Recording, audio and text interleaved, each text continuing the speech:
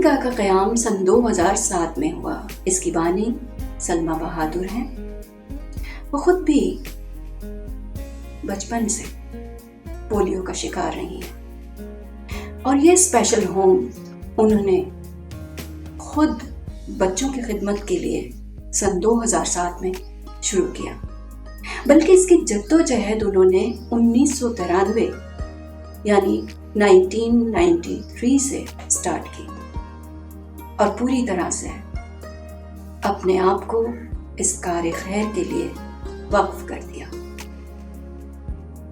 उम्मीदगाह में बच्चों की उम्र की कोई कैद नहीं है। हर उम्र के बच्चे यहाँ मौजूद हैं और इस फलाही इदारे की खिदमत से इस्तिफादा हासिल कर रहे हैं। 5 साल से लेकर 40 साल तक के बच्चे और नौजवान यहाँ मौजूद हैं, जैसा कि आप वीडियो में देख सकते हैं।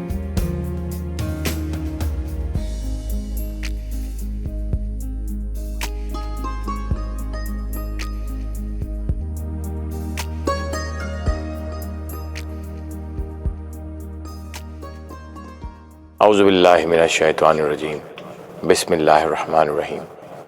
अल्लाह अज़्ज़ व जल सूरह फुरक़ान आयत नंबर 67 में फरमाते हैं कि और रहमान के सच्चे बंदे वो हैं जो खर्च करते वक्त ना तो इसराफ करते हैं और ना बखीली, बल्कि इन दोनों के दरमियान मुतदल तरीके पर खर्च करते हैं। नाज़रीन, अल्लाह की नाफरमानी में खर्च करना इसराफ कहलाता है और अल्लाह की राह में खर्च ना करना बखीली कहलाती है।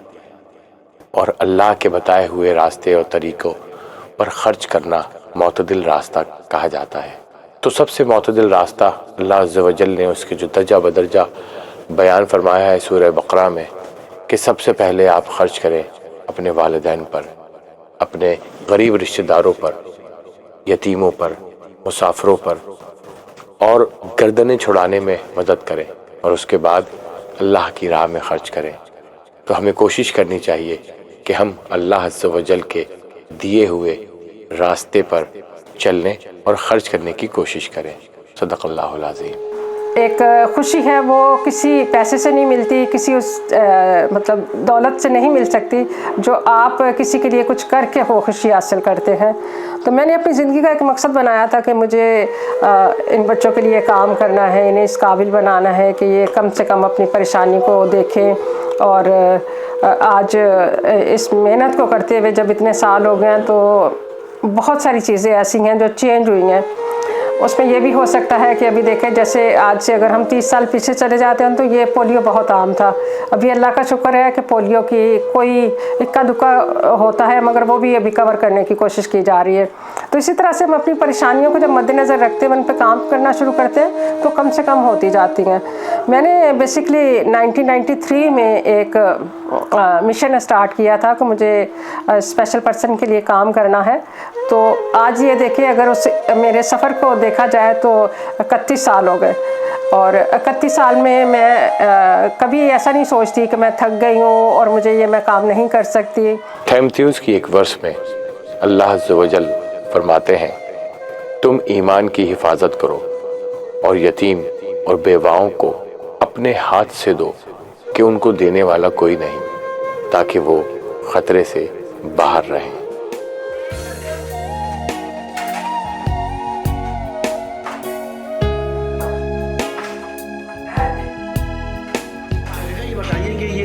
बच्ची के बारे में बताइए, ये कैसी है? ये बच्ची जो है देखने में तो बिल्कुल सही तंदुरुस्त है, कोई अच्छा। इसको नहीं कह सकता, लेकिन डेफ बच्ची है। डेफ बच्ची है, ना सुन सकती है ना बोल सकती है। अच्छा। और ये जो भी काम हम इन्हें करवाते हैं वो इशारों से, और बाकी ये स्टडी कर रही है। बात इशारों से सब समझती है? जी जी। अच्छा, तो कोई बात करके बताएं कि जो कुछ समझे ही। खाना खाया है, कैसा था?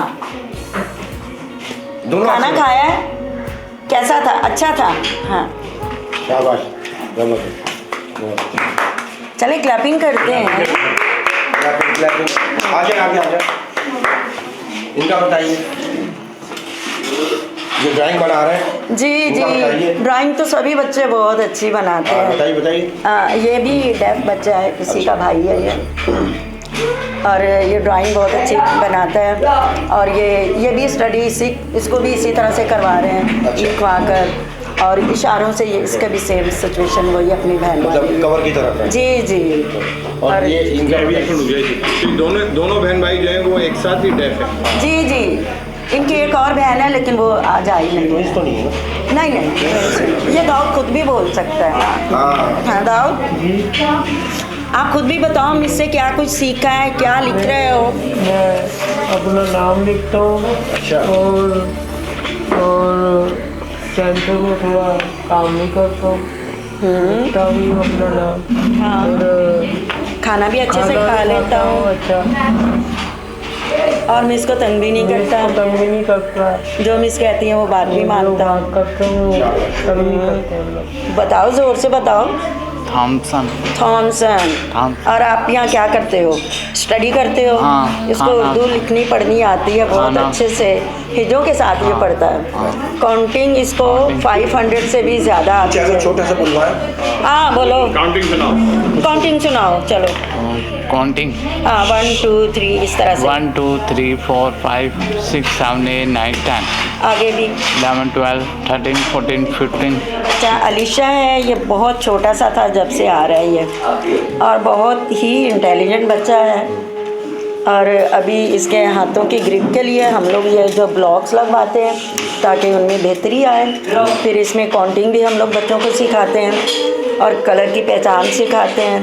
और ये माशाल्लाह से अभी इसने खाना भी खुद ही स्टार्ट कर दिया खाना, अदरवाइज़ इससे चम्मच नहीं पकड़ा जाता था, ग्रिप नहीं बनती थी इसकी फिजियो भी होती है। और ये बहुत अच्छा है।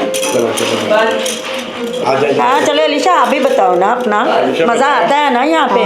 और इसको गाने बहुत पसंद है, पुराने, क्या था गाने सुनाए मिस, पुराने पुराने। आप गाते हो? हाँ सुनाओ कोई गाना। हाँ, ये पुराने गाने इसको बहुत पसंद है। सम टाइम मुझे अप्रिसिएशन इस तरह से भी मिलती है कि लोग मुझे ये एक इस तरह से अप्रिशिएट करते हैं कि आप सच में बहादुर हो। फिर मैं कहती हूँ कि मैं बहादुर तो हूँ मगर ये मेरे वालिद का नाम था। ऐसा ना, आप बताना आप क्या क्या करते हो? तंग करते हो? क्यों? मम्मी को तंग करते हो? भाभी को तंग करते हो? मासी को तंग करते हो? नहीं करता। नहीं करते, चलो शाबाश। अभी ये क्या लगा रहे हो आप? सबसे पहले अपना नाम बताओ। मोहम्मद हसन। मोहम्मद हसन। और ये क्या कर रहे हो आप? ब्लॉग लगा रहा हूँ। ब्लॉक्स लगा रहे हो, तो इसमें ये कितने ब्लॉक्स लगाए आपने? गिना इनको? एक, हाँ गिनो, गिनो इनको।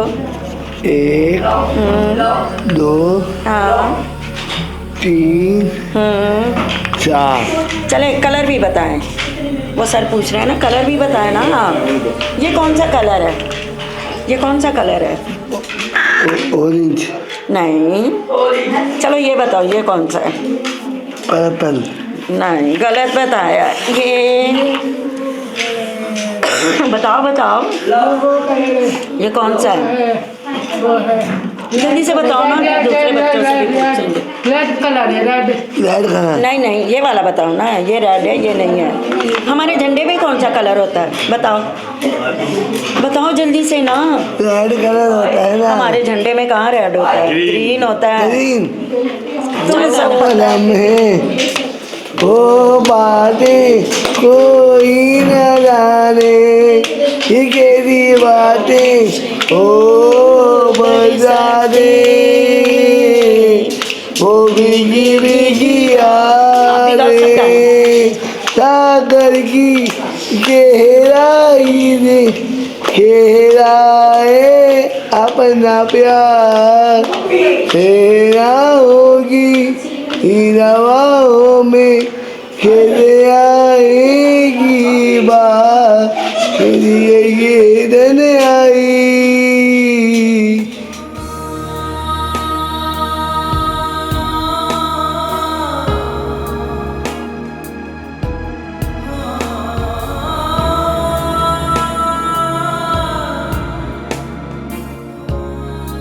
ये अब्दुल राफ़ी हैं। अब्दुल राफ़ी ये जो है ऑटिज़म है, तो ये जो है इनका बिहेवियर इशू था। ये जब आते थे एकदम हाइपर होने लग जाते थे। अभी आ रहे हैं, काफ़ी एक्टिव है, हर चीज़ अच्छे से करते हैं, एक्टिविटीज़ वगैरह। ये आपको अपना नाम भी बताएंगे। राफी बताएं आपका नाम क्या है? क्या कर रहे हो? ये ब्लॉक लगा रहे हो? लगाओ। चलो ब्लॉक लगा के दिखाएं। अच्छे से लगाओ।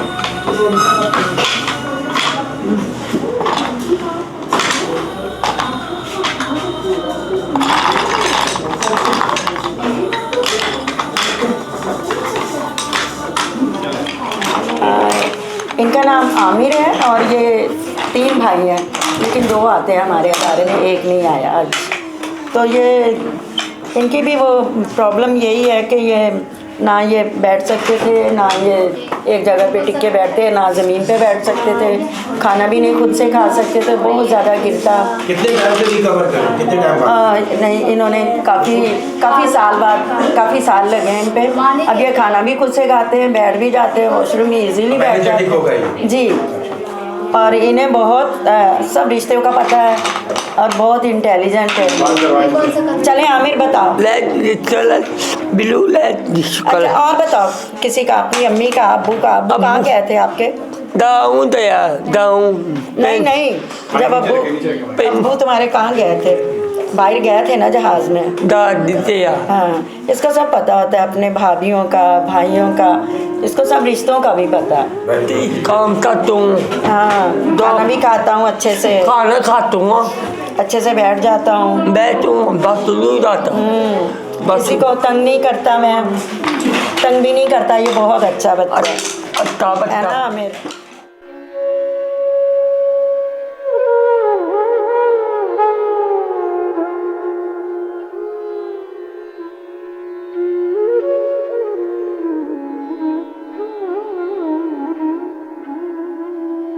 हाँ, मेरा नाम विक्टोरिया। क्या कर रही हैं आप? मैं बच्चों की करती हूँ। चले हेल्प करें। ये कौन सा? मैं फ्यूचर में चाहती हूँ कि इन बच्चों के लिए मैं हॉस्टल बना सकूँ ना, और हॉस्टल भी इस बात को मद्देनज़र रखते हुए कि जो बच्चे ऐसे हैं उनके वालिदैन, सबसे पहले उनकी फ़िक्र ये होती है हमारे बाद इनका क्या होगा। बहुत सारे वालिदैन ऐसे हैं जो एजेड हैं, वो अपने बच्चों की देखभाल नहीं कर सकते, क्योंकि बच्चे तो मोस्टली लाइफ पर डिपेंडिंग होते हैं। जैसे व्हील चेयर यूज़र हैं, उन्हें वालिद को ही नहलाना भी पड़ेगा, उन्हें चेंज भी करवाना पड़ेगा और सब। तो जब वालिदैन सोचते हैं कि अगर अल्लाह ना करे हमें कुछ हो गया तो हमारे बच्चों को कौन देख सकेगा, तो ऐसी चीज़ों को सामने रखते हुए मैं चाहती हूँ कि मैं कोई हॉस्टल जो है वो बनाऊँ जिसमें इन बच्चों को दिन रात रखा जाए। अभी ये इदारा जो है सिर्फ डे केयर पे ही कर रहा है। सुबह बच्चे आते हैं हमारे पास, हम बच्चों को पिक एंड ड्रॉप देते हैं और यहाँ पे बच्चों को खाना दिया जाता है, एजुकेशन दी जाती है, और गेम्स में ख़ास तौर पे ये बच्चे बहुत इंटरेस्ट लेते हैं। हमारे बच्चे स्पेशल ओलंपिक्स में रजिस्टर्ड हैं और वहाँ पे बहुत सारे बच्चों ने विन भी किया है। और उसके साथ साथ बच्चे म्यूज़िक से बहुत दिलचस्पी रखते हैं। म्यूज़िक थेरेपी एक तरह से कह सकते हैं। तो हमारे यहाँ म्यूज़िक क्लास होती है, बाकायदा हमारे पास म्यूज़िक के टीचर हैं। ऑक्यूपेशनल थेरेपी है, बच्चों को डेली लिविंग थिंग्स जो है उन पे ख़ास तौर पे ट्रेन किया जाता है, क्योंकि इन बच्चों की ये बेसिक नीड है। क्योंकि हम कहते हैं कि हमें जो फूड है वो हमारी ज़िंदगी के लिए ज़रूरी है, इनको ज़िंदगी के साथ साथ ये भी ज़रूरी है कि इनकी ट्रेनिंग हो। ये बहुत सारी चीज़ें ऐसी हैं, जैसे सीपी बच्चे, उनके ये मसले होते हैं कि वो खाना ठीक से नहीं खा सकते, उनके फेशियल मसल सही काम नहीं करते, तो हम उन्हें साथ साथ ट्रेनिंग भी दे रहे होते हैं ताकि उनके मसल जो है प्रॉपर काम कर सके और बच्चे बेहतरी से खाना खा सके, उनकी जो बॉडी की नीड है वो पूरी हो सके। आपसे गुजारिश है कि आप भी इस कार्य खैर में हिस्सा डालें, बल्कि बढ़ चढ़कर इस फलाही काम का हिस्सा बने।